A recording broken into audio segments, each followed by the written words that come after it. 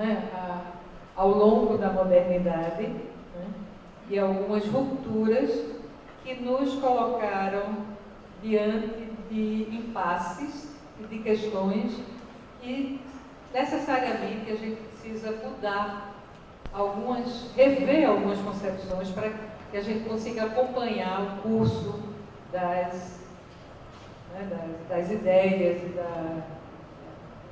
da vida propriamente dita, né? Então, tem vários autores que discutem essa questão da pós-modernidade e uns vão mais para trás, outros mais para frente em termos de datas, né? Mas isso se situa na segunda metade do século XX, né? Sobretudo no final dessa segunda metade do século XX. Se você vai olhar pelo âmbito da arquitetura, eles vão mais para trás, outros mais para frente, mas em termos de ensino de artes, essas tendências elas vão estar aqui no Brasil, obviamente, no nosso contexto, sendo formuladas na década de 80, sendo colocadas em prática nos anos 90 e até agora, né? Então, são esses últimos 30 anos, 20, 30 anos, né, que a gente vai estar tentando focalizar aqui agora. Então, tomando ainda eu estou querendo remarcar alguns desses fatores que eu falei lá da pós-modernidade, né? Porque alguns desses fatores que são importantes pensar, né? Para que a gente consiga se sintonizar com isso que está sendo colocado como pós-modernidade, né? Então, levar em consideração que tem rupturas marcantes no campo da arte, né? Rupturas que colocam em xeque uma série de valores e uma série de paradigmas, né, do próprio campo da arte. Rupturas de ordem estética, mas rupturas de ordem conceitual, rupturas em termos de separações de linguagem, né? Hoje a gente, quer dizer, do século XX, se a gente for tomar, por isso que eu digo que é difícil a gente remarcar, mas a gente vai lá para as artes visuais, o Marcel Duchamp leva um urinol para dentro do museu e faz uma provocação assim, forte, né, na instituição arte, né? No campo do teatro, no campo da música, eu acho que em todas as linguagens há mudanças assim, que questionam, que fazem perguntas ao próprio campo, que colocam em xeque esses paradigmas que vinham sendo. E aí, essa nomeação, né, pós-modernidade, eu gosto da definição, da ideia de que quando a gente coloca esse pós, mas não tira a modernidade, é porque a gente está considerando que isso é fruto de um movimento que veio sendo desconstruído lá atrás. A modernidade foi se opondo, foi se construindo, foi desconstruindo muita coisa, né? E chega um determinado momento que a própria sociedade perde a crença no progresso, perde por conta das guerras, por conta das duas grandes guerras mundiais, por conta, aí depois a questão da Guerra Fria, depois a questão da globalização, quer dizer, uma série de o caminhar, né? A ideia de desenvolvimento é colocada em xeque, né? Então tem uma série de questões que vão nos levando a rever, né? A buscar rever esses paradigmas que a gente teve durante tanto tempo como pilar, como apoio, né? Então é um momento de revisão, é um momento de renovação, digamos assim, né? Então, no campo da arte, a gente buscar na nossa especialidade, né, identificar né, onde é que está essa mudança e o que é que ela que perguntas ela faz. Então, agora é muito mais importante a gente identificar as perguntas que esse campo nos leva a fazer do que propriamente as respostas que ele nos dá, né?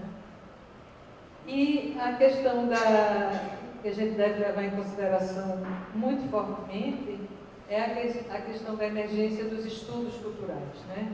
Os estudos, todos os estudos, tanto a ideia, o campo de conhecimento que passa a existir, chamado estudos culturais, propriamente dito, que é um campo de conhecimento que se institui na década de 70, sobretudo na Inglaterra, depois nos Estados Unidos, depois se espalha pelo mundo, chamado de estudos culturais, que junta conhecimentos da área de sociologia, de antropologia, de história, de várias áreas do conhecimento, das artes, também muito, quanto à ideia de que é necessário parar e pensar sobre, se estudar as questões da cultura, propriamente dita.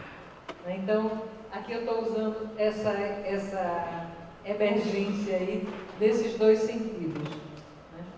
Isso leva a gente também a parar para pensar sobre qual é o conceito de cultura, ou a ideia de cultura, ou o que satisfaz, o que me responde, ou que explica, o que, né, esse meu campo de conhecimento.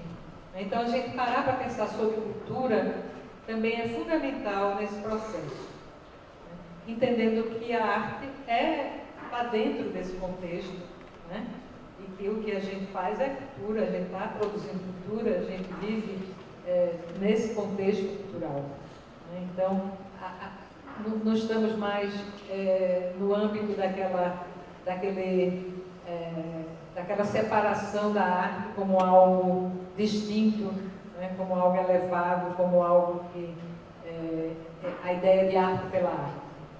Aqui, nessa perspectiva aí, a arte está dentro dos sistemas, né? Ela faz parte dos sistemas como qualquer outra produção humana.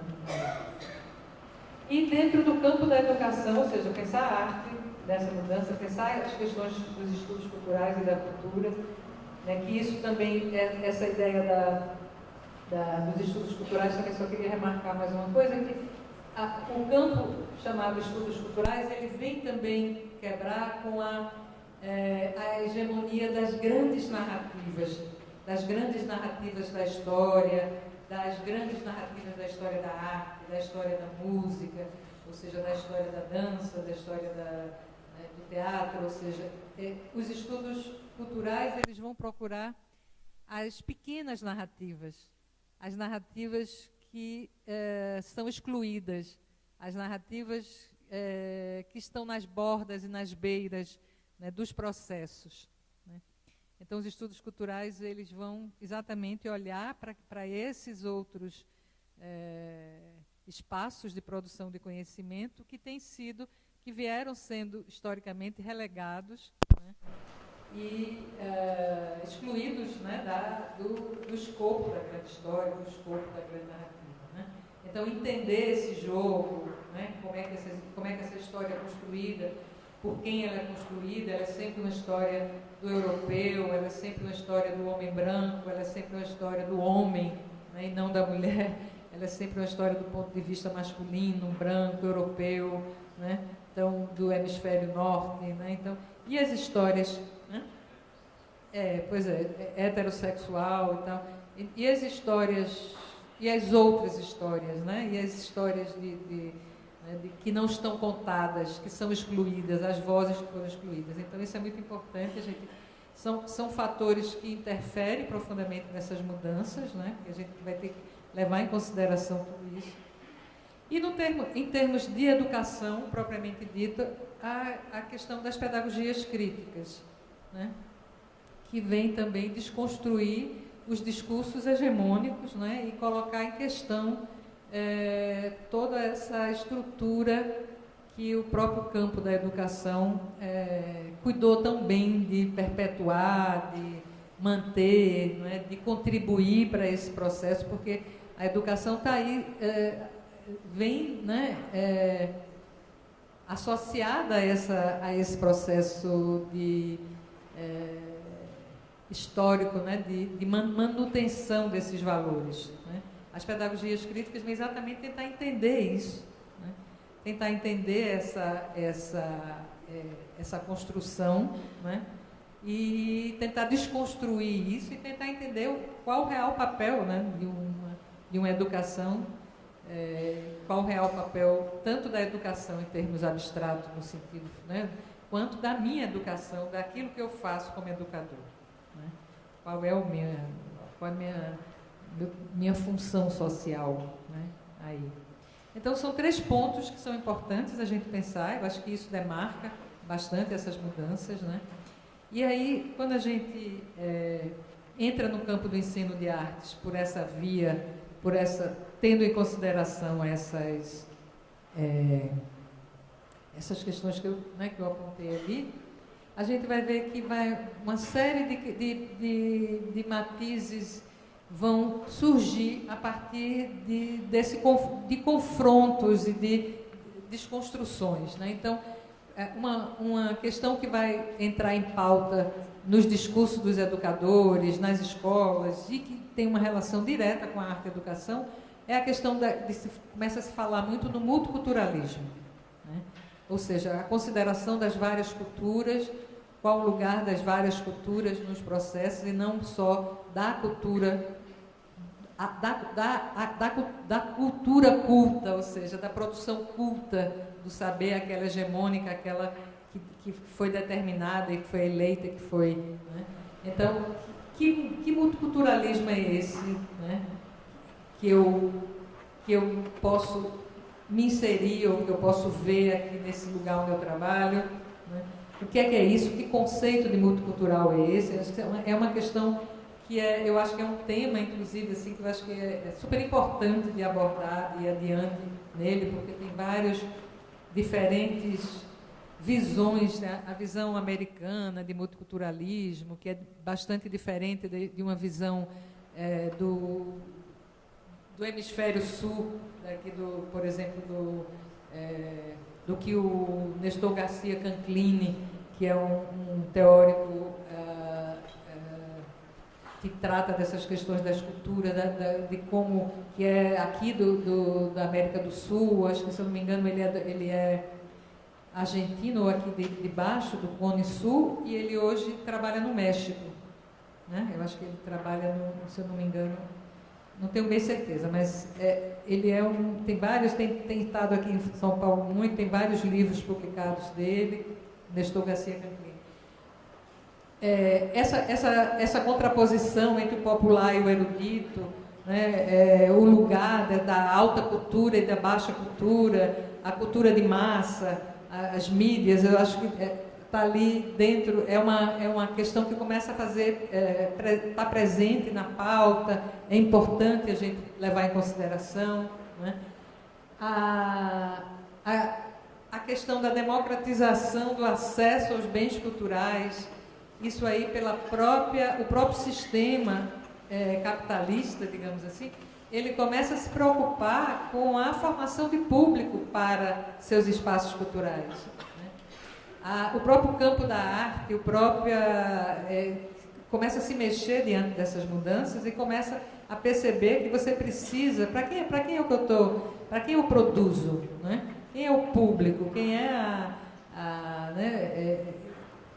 o que é que justifica, né, esse investimento nesses espaços culturais, nesses bens culturais, né? Então, essa questão da democratização dos acessos, ela vai mexer com muita coisa, porque ela vai levar um público que não está preparado por conta da falta de educação, né, formal, para a compreensão de uma linguagem ou de um código, né, e essas pessoas passam a frequentar, né, passam a ser levadas. Então, a gente tem aqui em São Paulo, por exemplo, o projeto Cultura é Currículo, né, que leva semanalmente, não sei quantos ônibus de crianças para... são números assim enormes, né?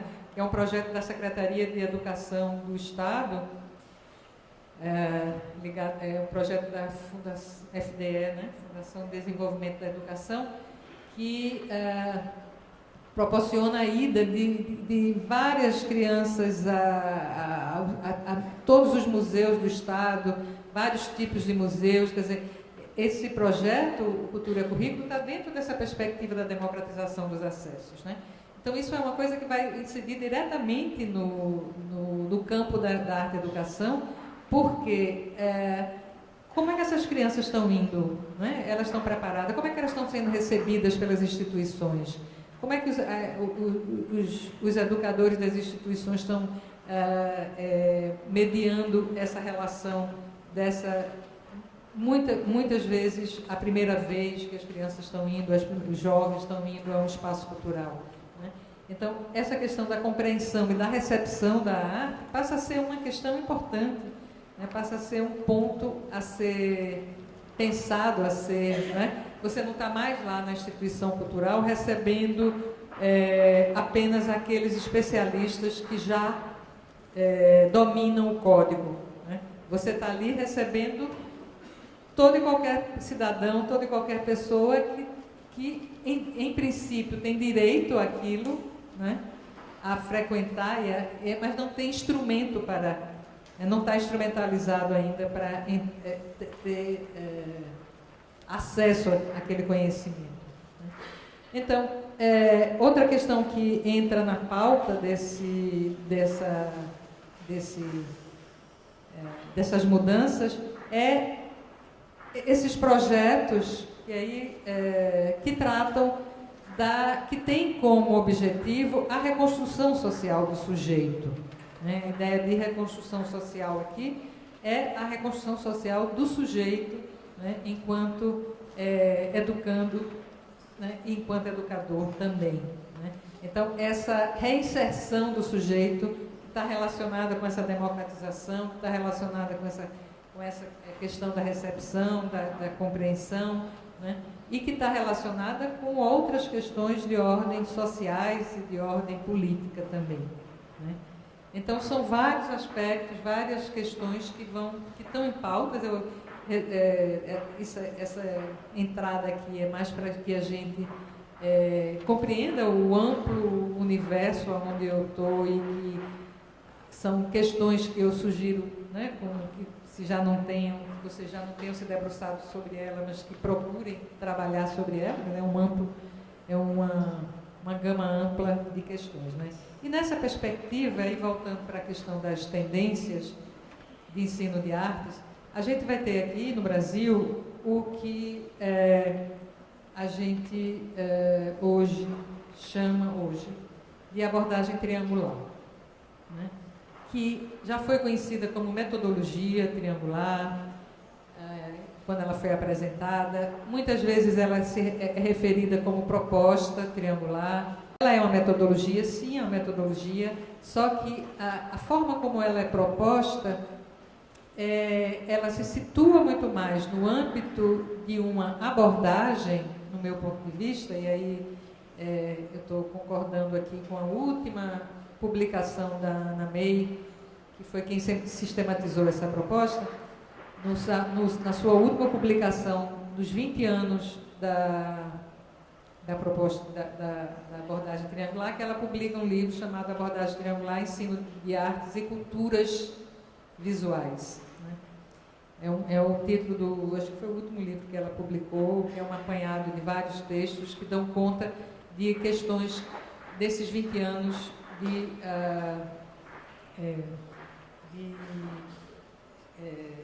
expansão aí dessa proposta no meio educacional brasileiro, né? Mas o que é isso? Primeiro, né, a origem ela foi sistematizada por Ana May Barbosa, né? Ela própria faz questão de enfatizar isso. Ela não é uma criação, né? Ela durante o período que ela fez mestrado, doutorado, ela andou fazendo cursos nos Estados Unidos, na Inglaterra, e ela teve contato com a Ana May, está sempre muito antenada com o que está acontecendo mundo afora, e aí ela vai identificando as tendências, identificando essas possibilidades, e aí ela sistematizou uma proposta dentro do contexto brasileiro, né? A partir da experiência que ela veio construindo aqui no Brasil, tendo fortemente o pé na pedagogia crítica de Paulo Freire, né? Então, Ana May foi aluna de Paulo Freire, depois trabalhou junto com ele, e especialmente ela trabalhou com a Madalena Freire. Juntas elas desenvolveram uma proposta dentro daquela das escolinhas de arte. A Ana May, junto com a Madalena Freire, tiveram uma escolinha de arte aqui em São Paulo, e Joana Lopes de teatro, Madalena e Ana May juntas tiveram uma escolinha durante 2 anos aqui em São Paulo, no final da década de 70. Há apoio filosófico em John Dewey na questão da experiência estética, da importância da arte como experiência, e de um arte-educador norte-americano, Elliot Eisner, que faleceu há pouco tempo, né? Que a gente tem pouca coisa traduzida do Eisner aqui no Brasil. Em alguns livros da Ana May, acho que em 2 livros dela, ela tem Arte, Educação, Leitura do Subsolo, tem um texto dele, e no Arte e Educação Contemporânea também.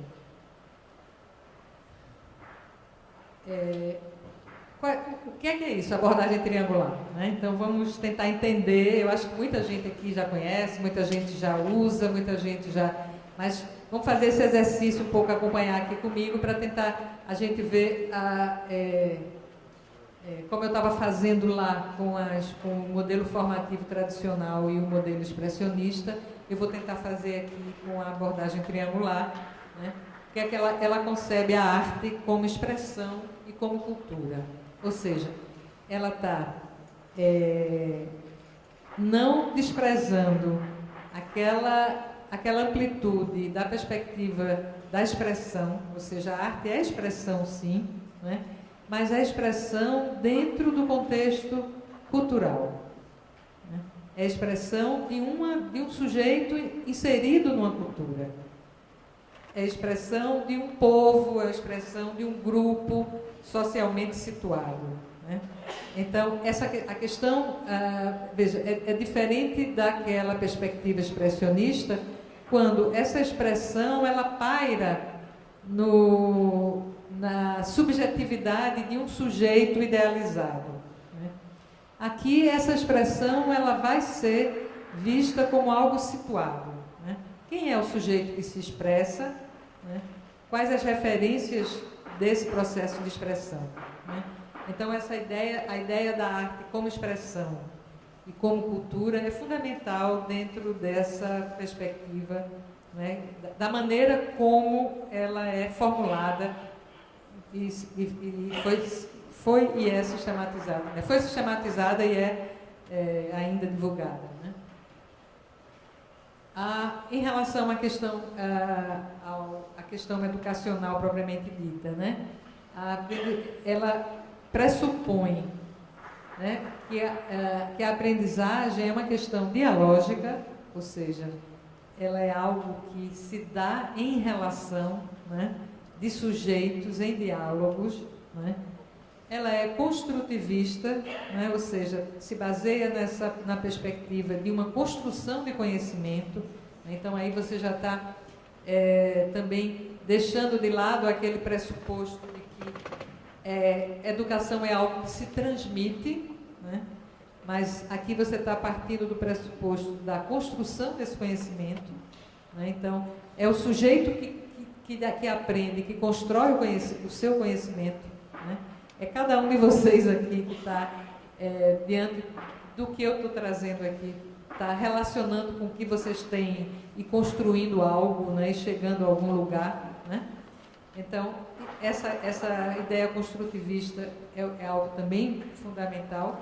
E a questão multiculturalista, né, que é aquilo que eu já tinha falado antes, que é a consideração das várias possibilidades, né, das várias... Já que eu penso que a arte é expressão e cultura, o pensar nas várias culturas é fundamental, e na relação entre elas, né, também.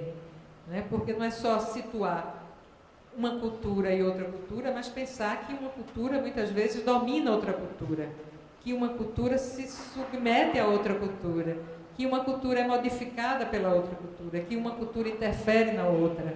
Né? Então tem todos esses jogos de relações aí dentro desse processo.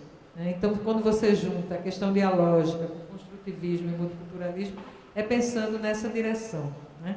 Nesses âmbitos aí de relações.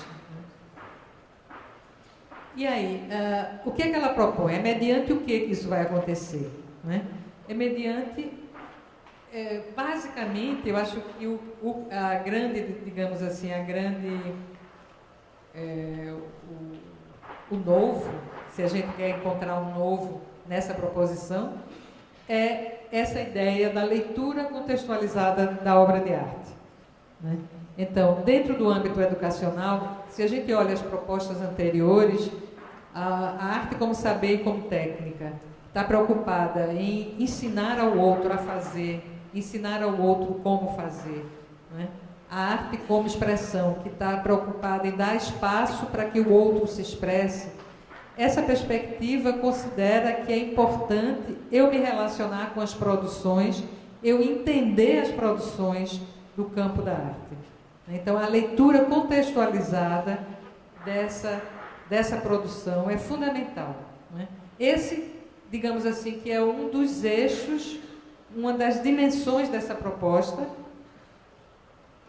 que vai tentar articular essa leitura, esse ler, esse fazer e esse contextualizar. Né? Daí, ela ser chamada de triangular, né? Ela está articulando 3 dimensões aí, né? Essa arte, né? E que não é nada mais, nada menos do que, aí o que é onde ela vai buscar Eliot e Eisner, né? Eisner vai sempre, ele diz isso de uma forma muito simples, mas que é uma forma muito básica, né? O que é que a gente faz com a arte? A gente faz arte, a gente produz, que é o fazer, a gente consome arte, né? A gente gosta, a gente aprecia, a gente contempla, pode usar a palavra que for, né? Mas estar diante, né, da obra, ou estar imerso na obra, ou entrar em contato com ela, né? E a gente gosta de conversar sobre arte. Né? A gente quer entender, a gente quer... não só a gente vai assistir um filme, mas a gente sai do filme querendo conversar sobre o filme. A gente entra numa exposição, a gente vai para um espetáculo, a gente sai querendo falar sobre ele, né? E querendo entender. Então, são dimensões básicas do próprio contexto, né, do campo de conhecimento. Então, ler, fazer e contextualizar são coisas básicas, né? Que antes a educação se preocupava muito mais com produzir sós, né? Com o espaço da produção, com o espaço do fazer, com o espaço da produção, e muito pouco com essa questão da leitura, com essa questão de como eu vou me adentrar aí na obra. Né? Aqui é só para mostrar que essa junção ela pode ser diferente. Né? Eu posso contextualizar, eu posso ler, eu posso produzir, eu posso começar pela contextualização, estudando uma época, um contexto, eu posso começar estudando uma comunidade específica, eu posso começar estudando uma manifestação específica e depois ir procurar ler algumas imagens, entender algumas... Né? Eu estou falando muito de imagens porque é muito meu repertório. Né? E eu posso produzir aí dentro disso. Então, articular essas 3 coisas são fundamentais. Né? Eu tentei... Espera aí. Eu tentei colocar isso em círculos e não em triângulo, porque eu acho que o triângulo quando ela foi nomeada de abordagem triangular, o triângulo é sempre uma forma geométrica muito estável. E eu acho que essa proposta aí, essa abordagem, ela é muito dinâmica. ela pode ter várias entradas, ela pode ter várias possibilidades. Então, eu gosto de mostrar ela em movimento. Né? O que é que ela pretende? Né? Aí a gente chega bem perto aqui do nosso contexto aqui das fábricas, né? Mas ela é o acesso crítico aos conhecimentos que constituem os códigos do poder. Né? E com esse acesso, eu contribuir, né, com a reconstrução social dessas pessoas. Então, essa é o pressuposto, que nesse pressuposto tem muito da ideia de Paulo Freire. Né? Paulo Freire sempre advogou a perspectiva do que os oprimidos, como ele usava a terminologia, precisavam dominar a linguagem, né? Precisavam ter acesso à mesma linguagem dos opressores para poder dialogar em pé de igualdade. Né? Então, nessa mesma perspectiva, né, você entender, quer dizer, o sujeito, qualquer pessoa, pode ter. Então, aquela pergunta que me fizeram aqui, depois eu estava lendo outras aqui, no intervalo, que sobre a importância de todas as linguagens na educação na escola, com certeza são necessárias e fundamentais, né, para que a pessoa possa ter acesso crítico a esses códigos, né? Acesso crítico aos códigos da linguagem do teatro, da linguagem da dança, da linguagem da música, né? Para que eu possa ser um leitor, ou ser um apreciador, ser um consumidor, né, dessas de forma crítica, né, para que eu possa também ser um produtor. Né? Então, é nessa perspectiva aí que se encontra, né, e que nesse processo, né, na medida em que eu tenho acesso a esse conhecimento, que eu domino esse conhecimento, eu vou ter a possibilidade de participar da sociedade, né, me sentir, me empoderar essas pessoas para que elas participem do contexto social. Né? Então, eu vou estar contribuindo aí com esse processo de reconstrução social.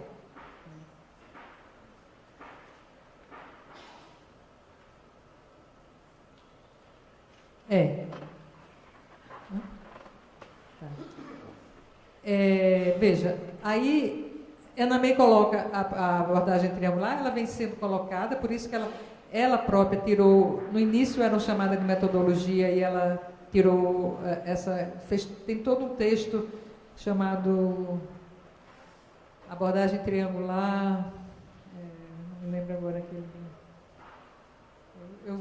Depois eu vou mandar para vocês. É o do Utópicos Utópicos, que ela faz uma revisão e ela discute por que ela tira o termo metodologia, mas é exatamente porque ela diz muito simplesmente que metodologia é uma questão do professor. É o professor que vai construir a sua metodologia. Então, diante dessas questões que ela está apontando aqui, que a gente, né, entende aqui da abordagem triangular, como é que eu, na minha área de conhecimento, no meu contexto, na minha sala de aula, no meu grupo, com as pessoas com quem eu trabalho, no contexto onde eu dou aula, como é que eu vou construir essa minha metodologia? Então, esse é o nosso grande desafio hoje. Eu acho que é o desafio de todo mundo aqui. Né? Então, passei. Eu vou usar aqui umas ideias do Emmanuel, que eu disse para vocês que eu ia retomar aqui no final também as ideias dele. Nesse texto, que eu até já passei para os meninos, eu tenho digitalizado, eu passei para os meninos que vão trabalhar com vocês depois, imaginando o futuro para a educação artística, né? Porque o Emmanuel vai levantar, passa aqui, ele vai apontar dar algumas pistas, digamos assim, para que a gente pense as nossas metodologias dentro dessa perspectiva contemporânea. Então, ele vai pensar, quer dizer, vai apontar que é importantíssimo a gente procurar entrar em contato e redefinir o conceito de arte que me pauta o meu trabalho, né? Entrar em contato com isso e rever a minha posição aí diante desse campo, né? Rever os propósitos formativos, né? O que é que eu penso sobre o meu trabalho? Eu trabalho em que direção? Eu estou preocupada com a instrumentalização dessas crianças, eu estou preocupada com a inserção delas, né, em dar acesso a esses códigos dessa linguagem, eu estou preocupada com a reconstrução social dessas crianças, eu estou preocupada com o quê? Né? Então, são essas perguntas que eu preciso me fazer, né, dentro do meu contexto de trabalho, e, a partir disso, rever as minhas estratégias. Né? Então, é aí Então, em relação à questão da arte, uma das primeiras coisas básicas, né, que é aquilo que eu também já falei aqui hoje, que a arte não é uma empresa autônoma. Né? A arte, ela não existe arte pela arte. Né? A arte está mesmo aquela arte pela arte, ela está a serviço de alguma coisa. Né? Aquela arte pela arte que está lá no MASP, que está lá no museu, ela tem uma simbologia, ela serve como símbolo de uma cultura, ela serve como símbolo de uma elite, como símbolo de um poder, né? Então, é entender que a arte está relacionada com outras, com a religião, com a ciência, com a política, com o esporte, com o senso comum, né? Ela está relacionada com as questões da vida. Ela importa porque ela faz parte, né, das várias dimensões da vida. E aí ele vai tomar aqui as ideias de um antropólogo, né, o Clifford Geertz, né? Nunca sei exatamente como. Eu acho mais interessante chamar ele de Geertz do que Geertz, algumas pessoas chamam de Geertz. Né? Que aí ele vai dizer que a gente deve, quer dizer, quando o Geertz traz a arte para dentro do contexto da cultura, por isso que o Emmanuel está chamando ele para a conversa, exatamente para pensar que a gente precisa aproximar das obras de arte como textos, né? Que é preciso ler à luz de um contexto. Né? Então, é importante, eu estou sempre usando a palavra leitura aqui, ler e leitura, no sentido desse procurar entrar em contato com esses códigos que constituem essa linguagem. Né? Procurar compreender essa linguagem, procurar entrar em contato, porque ele vai falar também, né, da importância da arte como a narrativa. Seja ela uma dança, um espetáculo, seja ela uma coreografia, uma encenação, ela tem um texto, então eu estou falando de texto, de leitura,